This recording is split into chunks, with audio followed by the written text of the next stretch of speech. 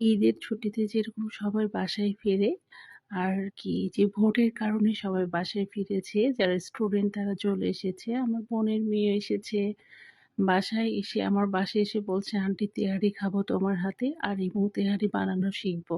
তো চলে আসলাম তেহারি বানাতে। তার জন্য লাগছে আমার 1 কেজির মতন গরুর মাংস নিয়েছি, ভালো করে ধুয়ে তারপরে পানি ঝরিয়ে নিয়েছি। তার সঙ্গে দিয়েছি আর কি বেরেস্তা, তো অবশ্যই দিতে হবে, বেরেস্তা দিয়েছি, আদা রসুন বাটা দিয়েছি, তারপরে একটু সস দিয়েছি, কাঁচামরিচ দিয়েছি, আর স্টার ফল দিয়েছি, চাট মশলা দিয়েছি, দিয়েছি জয়ফল জয়ত্রী বাটা একটুখানি, আর দিয়েছি লং, সাদা এলাচ, কাবাব চিনি, এরপর দিয়েছি সাদা এলাচ তো বললাম, কালো এলাচ দিয়েছি, দারচিনি দিয়েছি, গুঁড়ো লাল মরিচ দিয়েছি, আর হলুদ বাদে আর কি সব মোটামুটি সব মশলাই দিয়েছি। আর এই তেহারিতে মশলার পরিমাণ একটু বেশি লাগে, তেহারি আর মাথার মাংস রান্নার সময় একটু মশলা বেশি লাগে। আর দিয়েছি আর কি যেটা বেরেস্তার তেল ছিল, সেই বেরেস্তারটা তেল দিয়েছি, আর অবশ্যই সরিষার তেল দিয়েছি 1 কাপের মতো।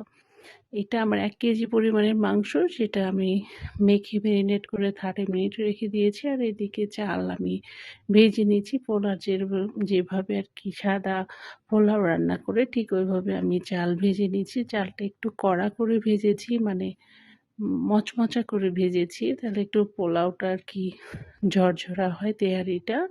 এরপরে আমি মাংস যে রান্না করলাম ম্যারিনেট করে রেখেছি, সেটা প্রেসারে দিয়ে একটু কষিয়ে নিয়ে এই যে পোলার যে ভেজে রেখেছি তার মধ্যে আমি মিক্সড করেছি। মিক্সড করার পরে গরম পানি দিলাম, আর সঙ্গে অবশ্যই আমি একটু গুঁড়া দুধ ইউজ করেছি 1/2 চামচ, আর দিয়েছি একটুখানি ঘি, আর লাস্টে দিয়েছি বেরেস্তা দিয়ে এটা নামিয়ে ফেলেছি। তেহারিটা আমার সবাই পছন্দ করে আমার হাতে। আজকেরটা কেমন হচ্ছে জানি না। Thank you for watching. আল্লাহ হাফেজ।